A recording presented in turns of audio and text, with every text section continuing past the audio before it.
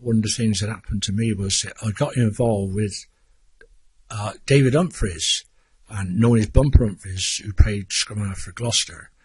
And he decided he was going to enter the sports day, and he was going to run the half mile, and I had to run the 440 yards.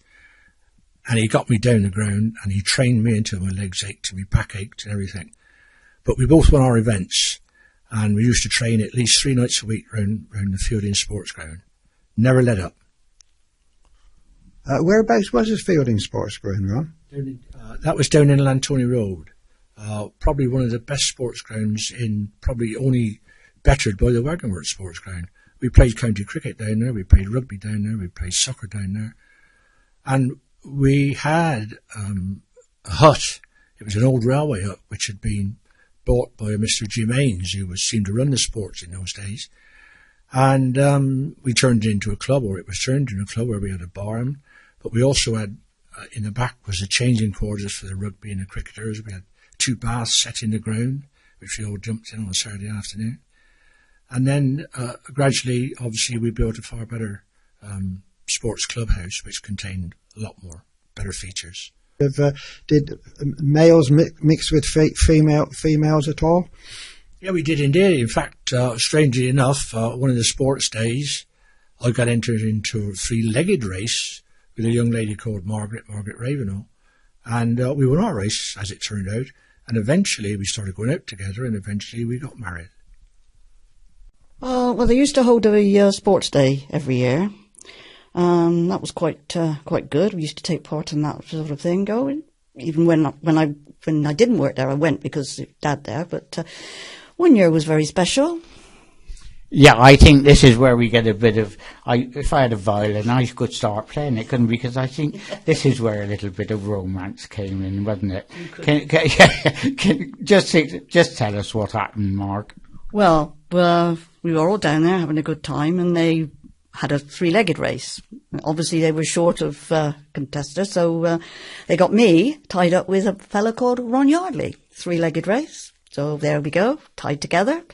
And we ran and we ran and we ran, like not far, but far enough. And we won. And then after that, he asked me out. And that was it. So that was it. And what happened? Well, he took me out and we got married a few years later. And we're still married now.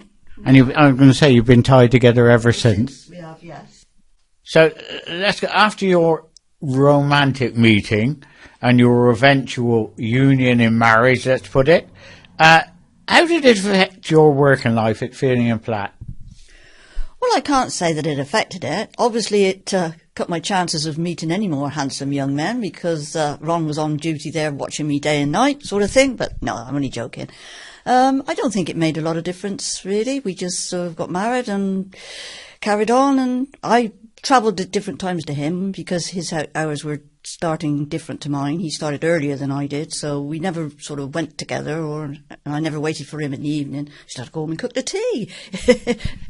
Ron, having heard your dear wife's side of the story, I'm sure that's all true, but any little incidents along the way that you can remember that you'd like to talk about? One of the things that it's relevant today as well, strangely enough, is that she'd never done any cooking before we got married. Her mother wasn't there near the kitchen.